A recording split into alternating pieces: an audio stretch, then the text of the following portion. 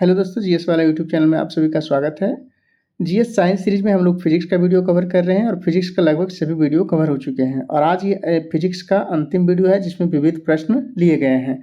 इस विविध प्रश्न से आप कोई भी परीक्षा का प्रीवियस ईयर का पेपर उठा के देखेंगे तो एक दो प्रश्न यहाँ से डायरेक्ट आपको देखने को मिलेगा। चलिए आज का प्रश्न देख लेते हैं फटाफट। आज का पहला प्रश्न है, रक्षा अनुसंधान एवं विकास संगठन का मुख्यालय कहाँ है? रक्षा अनुसंधान एवं विकास संगठन का मुख्यालय कहाँ है? नई दिल्ली में। और इसकी स्थापना किस वर्ष हुई? 1958 में। डीआरडीओ जिसको बोलते हैं, डीआरडीओ की स्थापना 1958 में और इसका मुख्यालय जो है नई दिल्ली में है। सतीश धवन अंतरिक्ष केंद्र कहाँ स्थित है? सतीश धवन अंतरिक्ष केंद्र है श्रीहरिकोटा, आंध्र प्रदेश में। भारत की अंतरिक्ष एजेंसी भारतीय अंतरिक्ष अनुसंधान संगठन जिसको इसरो बोलते हैं उसकी स्थापना कब हुई थी? 1969 में। थुम्बा रॉकेट लॉन्चिंग स्टेशन कहाँ स्थित है? थुम्बा रॉकेट लॉन्चिंग स्टेशन कहाँ स्थित है? केरल के तिरुवनंतपुरम में। इसरो का मुख्यालय कहाँ स्थित है? बेंगलुरु में। इसरो की स्थापना 1969 में हुई थी लेकिन इसका मुख्यालय कहाँ है? बेंगलुरु में। विक्रम साराभाई अंतरिक्ष केंद्र कहाँ स्थित है? तिरुवनंतपुरम में। विक्रम साराभाई अंतरिक्ष केंद्र कहाँ है? तिरुवनंतपुरम में। अंतरिक्ष अनुप्रयोग केंद्र कहाँ स्थित है? अहमदाबाद में।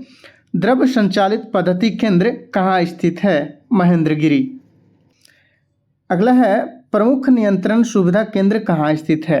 प्रमुख नियंत्रण सुविधा केंद्र आपका दो जगह स्थित है, एक है हसन कर्नाटक में और दूसरा है भोपाल मध्य प्रदेश में। प्रमुख नियंत्रण सुविधा केंद्र भारत में दो जगह है, कहाँ कहाँ? पहला हसन में और दूसरा भोपाल मध्य प्रदेश में। राष्ट्रीय दूर संवेदी संस्थान कहाँ स्थित है? राष्ट्रीय दूर संवेदी संस्थान कहाँ है? हैदराबाद में। भाभा परमाणु अनुसंधान केंद्र का पूर्व नाम क्या था? भाभा परमाणु अनुसंधान केंद्र का पूर्व नाम क्या था? परमाणु ऊर्जा प्रतिष्ठान ट्रॉम्बे। परमाणु ऊर्जा प्रतिष्ठान ट्रॉम्बे। भाभा परमाणु अनुसंधान केंद्र यानी कि जिसको बार्क बोलते हैं की स्थापना किसने की थी? भाभा परमाणु अनुसंधान केंद्र की स्थापना किसने की थी? होमी जहांगीर भाभा। भारत में नाभिकीय हथियार का जनक किसे माना जाता है? डॉक्टर राजा रमन्ना को। नाभिकीय हथियार का जनक किसे माना जाता है? राजा रमन्ना। इंदिरा गांधी परमाणु अनुसंधान केंद्र की स्थापना किस वर्ष हुई थी? इंदिरा गांधी परमाणु अनुसंधान केंद्र की स्थापना किस वर्ष हुई थी? 1971 ईस्वी में। और ये कहाँ हुई थी? कलपक्कम तमिलनाडु में। इंदिरा गांधी परमाणु अनुसंधान केंद्र की स्थापना 1971 में, कलपक्कम तमिलनाडु में। आकार, भार, घनत्व, बनावट तथा गुरुत्व किसमें? आकार, भार, घनत्व, बनावट तथा गुरुत्व में समानता के कारण पृथ्वी की जुड़वां बहन किसे कहा जाता है? शुक्र ग्रह को। पीएसएलवी का पूर्ण रूप क्या है? Polar satellite launch vehicle. PSLV का पूर्ण रूप क्या है? Polar satellite launch vehicle. संयोग काल या रात्रि में आकाश में सबसे अधिक चमकता ग्रह कौन सा है? शुक्र है। शाम में या रात्रि में जो सबसे अधिक चमकता है वो ग्रह कौन सा है? शुक्र ग्रह। पृथ्वी की भागिनी किसे कहा जाता है? शुक्र ग्रह को। सबसे पहले किस जीव को अंतरिक्ष में भेजा गया था? सबसे पहले किस जीव को अंतरिक्ष में भेजा गया था? कुत्ता को। कोबाल्ट 60 का प्रयोग विकिरण चिकित्सा में क्यों किया जाता है? इससे दो प्रश्न आएंगे। पहला तो विकिरण चिकित्सा में किसका प्रयोग किया जाता है? इसका हो जाएगा कोबाल्ट 60। और कोबाल्ट 60 का विकिरण चिकित्सा में क्यों प्रयोग किया जाता है? तो ये गामा किरणों के कारण किया जाता है। कोबाल्ट 60 का प्रयोग विकिरण चिकित्सा में गामा किरणों के कारण होता है। परमाणु रिएक्टर का प्रयोग कहाँ किया जाता है? परमाणु भट्टी में। परमाणु रिएक्टर का प्रयोग परमाणु भट्टी में। भारत का प्रथम परमाणु संयंत्र कौन सा है? भारत का प्रथम परमाणु संयंत्र आपका तारापुर, महाराष्ट्र है। वर्ष 1945 में नागासाकी में गिराए गए बमों में प्रयुक्त किया गया था। वर्ष 1945 में हिरोशिमा और नागासाकी पर दो बम गिराए गए थे। तो जो नागासाकी में गिराया गया बम था उसमें क्या प्रयुक्त किया गया था? प्लूटोनियम का। प्रथम 3D दूरदर्शन प्रसारण प्रायोगिक तौर पर प्रवृत्त किसने किया था? प्रथम 3D दूरदर्शन प्रसारण प्रायोगिक तौर पर, प्रैक्टिकल के तौर पर प्रवृत्त किसने किया था? अमेरिका ने 3D दूरदर्शन को। अगला है, मोटर गाड़ियों के इंजन को ठंडा करने में के लिए प्रयोग में लाया जाता है। किसको? रेडिएटर को। मोटर गाड़ियों के इंजन को ठंडा करने के लिए प्रयोग में लाया जाता है रेडिएटर को। कोबाल्ट 60 का प्रयोग किस रोग के उपचार के लिए किया जाता है? हम लोगों ने अभी चर्चा किया था। कोबाल्ट 60 का प्रयोग किस रोग के उपचार के लिए किया जाता है? कैंसर रोग के उपचार के लिए। जीन थेरेपी का उपयोग किस रोग के उपचार में किया जाता है? जीन थेरेपी का रक्त रोगों के उपचार में। दोनों देखिए फिर से एक बार, कोबाल्ट 60 का प्रयोग कैंसर रोगों के उपचार में, जबकि जीन थेरेपी का उपयोग रक्त रोगों के उपचार में। खनिज है, खनिज क्या है? खनिज एक अकार्बनिक ठोस है। खनिज एक अकार्बनिक ठोस है। यदि कोई सूचना टेलीफोन द्वारा डायल करके अन्यत्र टेलीविजन स्क्रीन पर देखी या पढ़ी जा सके तो उसे क्या कहते हैं? यदि कोई सूचना टेलीफोन द्वारा डायल करके अन्यत्र टेलीविजन स्क्रीन पर देखी जा सके तो उसे क्या कहते हैं? उसे टेलीफैक्स कहते हैं। वाटर जेट का प्रयोग किया जाता है। वाटर जेट का प्रयोग कहाँ किया जाता है? खदानों के वेदन में। खदानों के वेदन में वाटर जेट का प्रयोग किया जाता है। भारत में मीट्रिक प्रणाली का प्रारंभ की गई। भारत में मीट्रिक प्रणाली का प्रारंभ कब की गई? वर्ष 1957 में। वर्ष 1957 मीट्रिक प्रणाली। साइटोट्रोन, साइटोट्रोन ऐसा संयंत्र है जिससे उत्पन्न किया जाता है कृत्रिम मौसम। साइटोट्रोन ऐसा संयंत्र है जिससे उत्पन्न किया जाता है कृत्रिम मौसम को। ग्रहों के गति नियम का प्रतिपादन किसने किया था? केपलर ने। ग्रहों के गति नियम का प्रतिपादन केपलर ने किया था। अगला है, कलाई घड़ियों में, प्रदर्शन युक्तियों में तथा पॉकेट कैलकुलेटरों में। तीन चीज़ दिया गया है। कलाई घड़ियों में, प्रदर्शन युक्तियों में तथा पॉकेट कैलकुलेटर में क्या प्रयुक्त होता है? इसका आंसर है द्रव क्रिस्टल। द्रव क्रिस्टल का प्रयोग किया जाता है कलाई घड़ियों में, प्रदर्शन युक्तियों में तथा पॉकेट कैलकुलेटरों में। किसी इलेक्ट्रॉनिक घड़ी में लोलक घड़ी के लोलक के समतुल्य पुर्जा होता है। क्या है? क्रिस्टलीय दोलित्र। किसी इलेक्ट्रॉनिक घड़ी में लोलक घड़ी के लोलक, लोलक घड़ी में जो लोलक लगा हुआ होता है उसी के समान जो है इलेक्ट्रॉनिक घड़ी में क्या होता है? तो इलेक्ट्रॉनिक घड़ी में क्या है? क्रिस्टलीय दोलित्र होता है। घड़ी में स्फटिक क्रिस्टल का कार्य आधारित है। घड़ी में स्फटिक क्रिस्टल का कार्य आधारित है। किस पर आधारित है? दाब विद्युत प्रभाव पर। टेप रिकॉर्डर की टेप लेपित रहती है। टेप रिकॉर्डर की टेप लेपित रहती है किस चीज़ से? फेरोमैग्नेटिक चूर्ण से। टेप रिकॉर्डर की टेप फेरोमैग्नेटिक चूर्ण से लेपित रहती है। चुंबकीय सुई संकेत करती है। चुंबकीय सुई किधर संकेत करती है? उत्तर दिशा की तरफ। प्रथम भारी परमाणु संयंत्र स्थापित किया गया था। प्रथम भारी पानी संयंत्र स्थापित किया गया था नांगल में। भारी पानी यानी D2O जिसको बोलते हैं भारी जल। तो प्रथम भारी पानी का जो है संयंत्र कहाँ स्थापित किया गया था? नांगल में। मैं आकाश गंगा का नागरिक हूँ, कथन का श्रेय दिया जाता है। मैं आकाश गंगा का नागरिक हूँ, ये जो कथन है इसका श्रेय किसे दिया जाता है? कल्पना चावला को। किसी जल निकाय में जल प्रवणता को दर्शाती है। किसी जल निकाय में जल प्रवणता को दर्शाती है पिक्नोक्लाइन। पिक्नोक्लाइन। देखिए इसमें थोड़ा सा टफ क्वेश्चन है लेकिन बदलते सिलेबस को देख करके ही लिया गया है। जो आपका सिलेबस आप देख रहे होंगे डे बाय डे आपका एग्जाम का सिलेबस बदल रहा है, तो आप रटी रटाई चीज़ों को ना देखें। जो आपको पढ़ने में आसान लगता है सिर्फ उसी को ना पढ़ें, क्योंकि सिलेबस दिन प्रतिदिन बदलते जा रहा है। तो अगला देखते हैं। अगला प्रश्न है, Indian institute of naturopathy and यौगिक साइंस।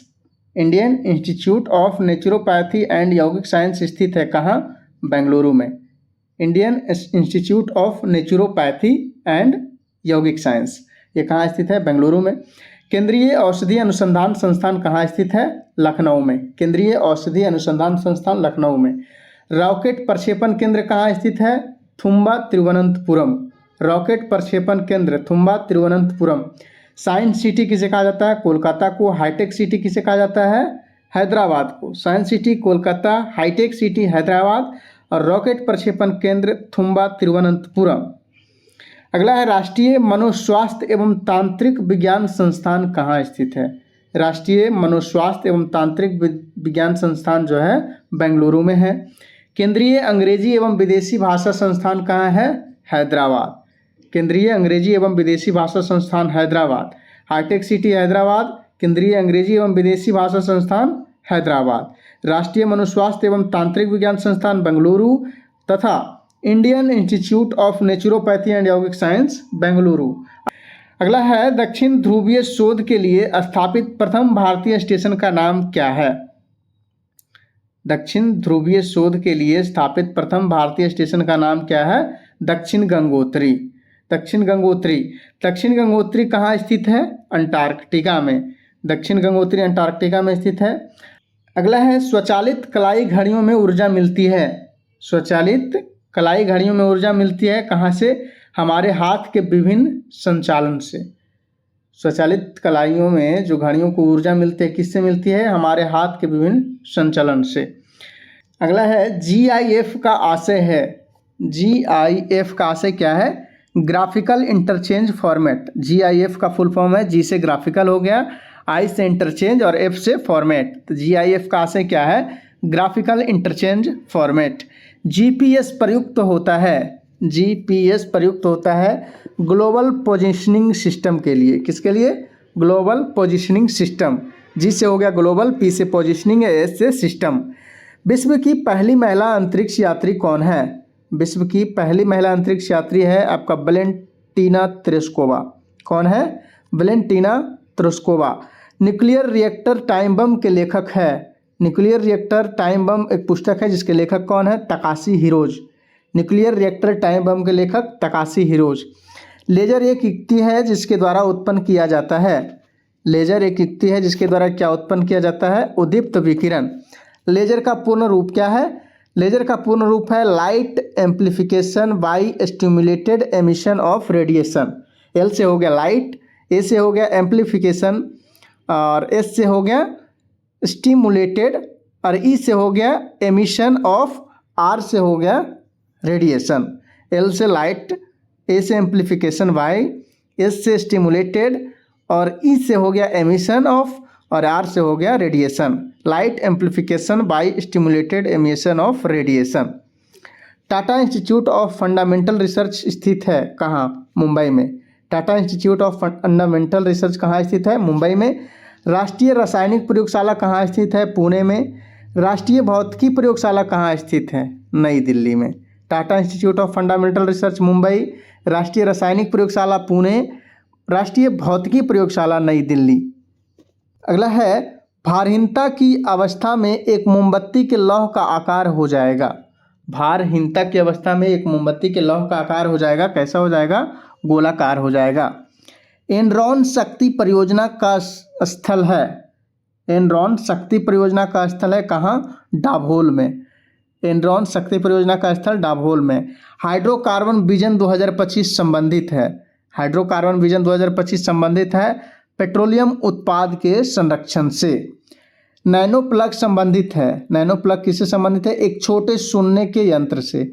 नैनो प्लग, नैनो का मतलब ही होता है छोटा, नैनो प्लग संबंधित है एक छोटे सुनने के यंत्र से।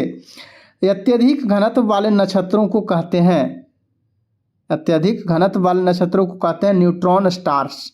क्या कहते हैं? Neutron stars. पुच्छल तारे की पूंछ की दिशा सदैव होती है। पुच्छल तारे जो आकाश में है उसकी पूंछ की दिशा किधर होती है? सूर्य से दूरी की ओर। सूर्य से दूर की ओर पुच्छल तारे की पूंछ की दिशा सदैव होती है सूर्य से दूर की ओर। भौतिकी की वह शाखा जिसमें अति सूक्ष्म कणों की चाल का अध्ययन किया जाता है क्या कहलाता है? Quantum mechanics. भौतिकी की वह शाखा जिसमें अति सूक्ष्म कणों की चाल का अध्ययन किया जाता है क्या कहलाता है? Quantum mechanics. बहुचर्चित गॉड पार्टिकल है। बहुचर्चित गॉड पार्टिकल क्या है? हिग्स बोसॉन है। गॉड पार्टिकल क्या है? Higgs boson. समय मापक विज्ञान कौन सा है? होरोलॉजी। समय मापक विज्ञान को क्या कहते हैं? होरोलॉजी। घर्षण एवं स्नेहक का अध्ययन है ट्राइबोलॉजी। घर्षण एवं स्नेहक का अध्ययन क्या कहलाता है? ट्राइबोलॉजी। विज्ञान का वह क्षेत्र जिसमें व्हाइट ड्वार्फ के बारे में सीखेंगे। विज्ञान का वह क्षेत्र जिसमें व्हाइट ड्वार्फ के बारे में सीखेंगे क्या है? खगोल शास्त्र। विज्ञान का खगोल शास्त्र ऐसा शास्त्र है जिसमें व्हाइट ड्वार्फ के बारे में सीखेंगे। होमी भाभा पुरस्कार दिया जाता है। होमी भाभा पुरस्कार दिया जाता है किस लिए? नाभिकीय ऊर्जा के क्षेत्र में विशेष योगदान के लिए। नाभिकीय ऊर्जा के क्षेत्र में विशेष योगदान के लिए होमी भाभा पुरस्कार दिया जाता है। भारत में परमाणु ऊर्जा का जनक कहा जाता है किसे? होमी जहांगीर भाभा को। भारत में परमाणु ऊर्जा का जनक किसे कहा जाता है? होमी जहांगीर भाभा को। नवीन सापेक्षता सिद्धांत प्रतिपादित किया था। नवीन सापेक्षता का सिद्धांत किसने प्रतिपादित किया था? जेवी नार्लिकर ने। नवीन सापेक्षता का सिद्धांत जेवी नार्लिकर ने। राष्ट्रीय विज्ञान दिवस कब मनाया जाता है? 28 फरवरी को। राष्ट्रीय विज्ञान दिवस किसकी स्मृति में मनाया जाता है? राष्ट्रीय विज्ञान दिवस किसकी स्मृति में मनाया जाता है?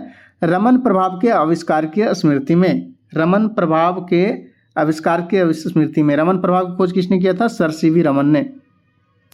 सर सीवी रमन को भौतिकी में नोबेल पुरस्कार कब प्राप्त हुआ था? 1930 ईस्वी में। सर सीवी रमन को भौतिकी का नोबेल पुरस्कार 1930 ईस्वी में। अगला है, मधुमक्खियों की भाषा की पहचान करने के लिए नोबेल पुरस्कार दिया गया। मधुमक्खियों की भाषा की पहचान करने के लिए नोबेल पुरस्कार किसे दिया गया था? केवी फ्रिस्क को। केवी फ्रिस्क।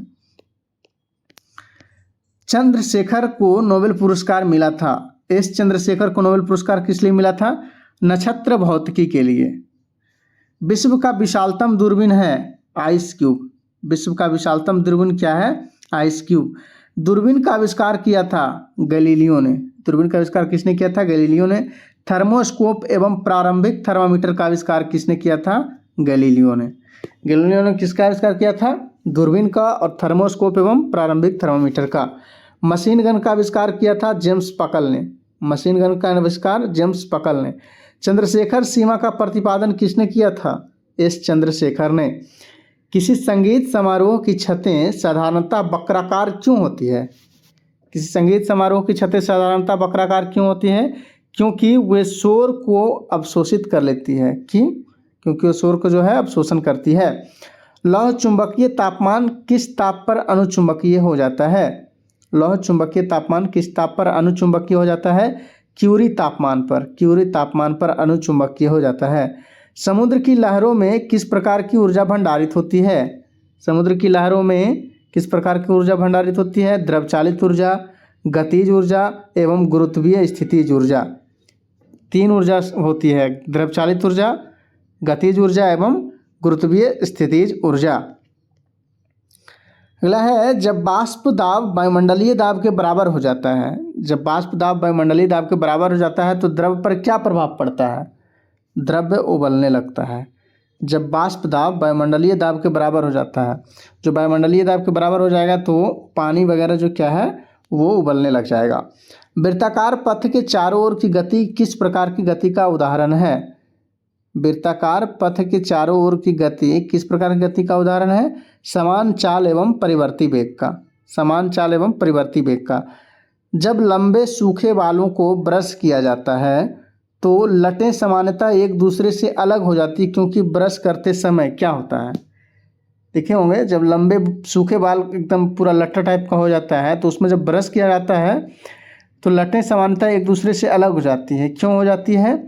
तो बालों पर स्थैतिक विद्युत आवेश प्रेरित होते हैं। जब उस पर ब्रश किया जाता है तो बालों पर स्थैतिक विद्युत आवेश प्रेरित होते हैं। वह प्रकाशीय उपकरण कौन सा है जिसकी सहायता से दोनों आँखों से एक साथ दूरवर्ती वस्तुओं का आवर्धित रूप दिखाई देता है? दूरबीन। वह प्रकाशीय उपकरण कौन सा है जिसकी सहायता से दोनों आँखों से एक साथ दूरवर्ती वस्तुओं का आवर्धित रूप दिखाई देता है? दूरबीन। थर्मोकपल थर्मामीटर किस सिद्धांत पर कार्य करता है? सी ब्रेक प्रभाव पर। थर्मोकपल थर्मामीटर किस सिद्धांत पर कार्य करता है? सी ब्रेक प्रभाव पर। फ़ारेनहाइट पैमाने में शुद्ध जल का क्वथनांक कितना होता है? फ़ारेनहाइट पैमाने में शुद्ध जल का क्वथनांक कितना होता है? -212 डिग्री सेल्सियस। शुद्ध जल का क्वथनांक -212 डिग्री, सॉरी यहाँ सेल्सियस नहीं होगा, फ़ारेनहाइट हो जाएगा आपका। फ़ारेनहाइट पैमाने में शुद्ध जल का क्वथनांक कितना होता है? -212 degree Fahrenheit. Celsius typing mistake है, फ़ारेनहाइट समझे। शुष्क बैटरी सेल में कौन सी ऊर्जा पाई जाती है? शुष्क बैटरी सेल में कौन सी ऊर्जा पाई जाती है? रासायनिक ऊर्जा। शुष्क बैटरी सेल में रासायनिक ऊर्जा पाई जाती है। बोलोमीटर का प्रयोग किसे मापने के लिए किया जाता है? बोलोमीटर का प्रयोग होता है ऊष्मीय विकिरण या तापमान को मापने के लिए। बोलोमीटर का प्रयोग ऊष्मीय विकिरण या ऊष्मीय तापमान को मापने के लिए। यदि कोई व्यक्ति एक दीवार को धक्का देता है और उसे विस्थापित करने में वो असफल रहता है तो वह कितना कार्य करता है? तो उसे माना जाएगा कि उसने शून्य कार्य किया है। यदि कोई व्यक्ति एक दीवार को धक्का देता है और उसे विस्थापित करने में असफल रहता है, मान के चलिए कोई दीवार खड़ा है, उसमें जाके आपने धक्का लगाया, वो दीवार कहीं हिला नहीं, तो उसमें माना जाएगा कि आपने कोई कार्य नहीं किया, शून्य कार्य माना जाएगा। प्लास्टिक का गलनांक कितना है? तो प्लास्टिक का गलनांक -47 डिग्री सेल्सियस। प्लास्टिक का गलनांक -47 डिग्री सेल्सियस। इलेक्ट्रॉनों को उनकी कक्षा में बांधे रखने वाले बल को क्या कहते हैं? उसको कहते हैं स्थिर वैद्युत बल। इलेक्ट्रॉनों को उनकी कक्षा में बांधे रखने वाले बल को क्या कहते हैं? स्थिर वैद्युत बल। जो पदार्थ विद्युत धारा को प्रवाहित नहीं होने देते हैं वे क्या कहलाते हैं? वे विद्युत रोधी कहलाते हैं। अगला है, किसी कांच की छड़ को रेशम से रगड़ा जाता है तो छड़ पर कौन सा आवेश उत्पन्न होता है? किसी कांच की छड़ को रेशम से जब रगड़ा जाता है तो उस छड़ पर कौन सा आवेश उत्पन्न होता है? उस पर धन आवेश उत्पन्न होता है। घर्षण एवं स्नेहक के अध्ययन को क्या कहते हैं? ट्राइबोलॉजी। घर्षण एवं स्नेहक के अध्ययन को ट्राइबोलॉजी। अंतरिक्ष में जाने वाले प्रथम व्यक्ति कौन थे? यूरी गॉगरिन। अंतरिक्ष में जाने वाले प्रथम व्यक्ति कौन थे? यूरी गॉगरिन। वो रूस के रहने वाले थे और 1961 में गए थे। विश्व की प्रथम महिला अंतरिक्ष यात्री का नाम क्या है? विश्व की प्रथम महिला अंतरिक्ष यात्री वैलेंटिना तेरेस्कोवा। वैलेंटिना तेरेस्कोवा रूस की थी और ये 1963 में गई थी। वायु का विशिष्ट ताप किस वायुमंडलीय गुण के बढ़ने के साथ बढ़ता है? वायु का विशिष्ट ताप किस वायुमंडलीय गुण के बढ़ने के साथ बढ़ता है? दाब के बढ़ने से बढ़ता है। गैस में उत्पन्न ध्वनि तरंग किस प्रकार की होती है? गैस में उत्पन्न ध्वनि तरंग अनुदैर्घ्य तरंग होती है। डॉपलर प्रभाव किससे संबंधित है? ध्वनि से। डॉपलर प्रभाव ध्वनि से संबंधित है। सूर्य के प्रकाश में उपस्थित परावैंगनिक किरणों को कौन अवशोषित करता है? उसे अवशोषित करता है ओजोन परत। सूर्य के प्रकाश में उपस्थित परावैंगनिक किरणों को कौन अवशोषित करता है? ओजोन परत। प्रकाश का कणिका सिद्धांत किसने दिया था? प्रकाश का कणिका सिद्धांत किसने दिया था? न्यूटन ने। प्रकाश का कणिका सिद्धांत किसने दिया था? न्यूटन ने। एक सरल दूरदर्शी कम से कम कितने उत्तल लेंसों से बनाया जा सकता है? एक सरल दूरदर्शी कम से कम कितने उत्तल लेंसों से बनाया जा सकता है? 2 उत्तल लेंसों से। युद्धक विमान अधिक ऊंचाई पर क्यों उड़ते हैं? जो लड़ाकू विमान है वो अधिक ऊंचाई पर क्यों उड़ते हैं? रडार संसूचन से बचाव हेतु। रडार संसूचन से बचाव हेतु जो है लड़ाकू विमान अधिक ऊंचाई पर उड़ते हैं। शीशे के रजतन हेतु कौन से यौगिक प्रयुक्त होते हैं? यौगिक कौन से यौगिक प्रयुक्त होते हैं? Silver nitrate. शीशे के रजतन हेतु कौन से यौगिक प्रयुक्त होते हैं? Silver nitrate.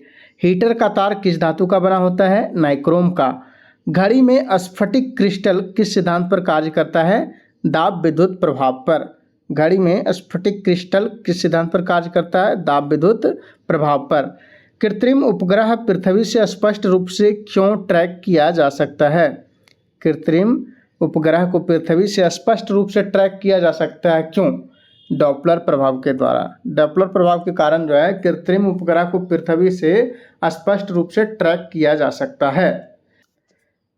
तो चलिए आज का वीडियो यहीं समाप्त करते हैं। वीडियो पसंद आया हो तो लाइक करें, सब्सक्राइब करें और दोस्तों के साथ शेयर करें।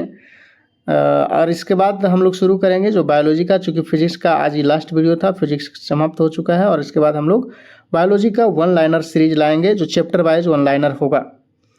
तो अभी तक आपने अगर चैनल को सब्सक्राइब नहीं किया तो ज़रूर सब्सक्राइब करें। इसी तरह से हम लोग वीडियो कंटेंट जो है लाते रहेंगे और इसमें उसी तरह के कंटेंट होंगे जो आपको परीक्षा में डायरेक्ट देखने को मिलेगा। पूरी तरह से एग्जाम बेस्ड है। चलिए मिलते हैं नेक्स्ट वीडियो में। जय हिंद, जय भारत।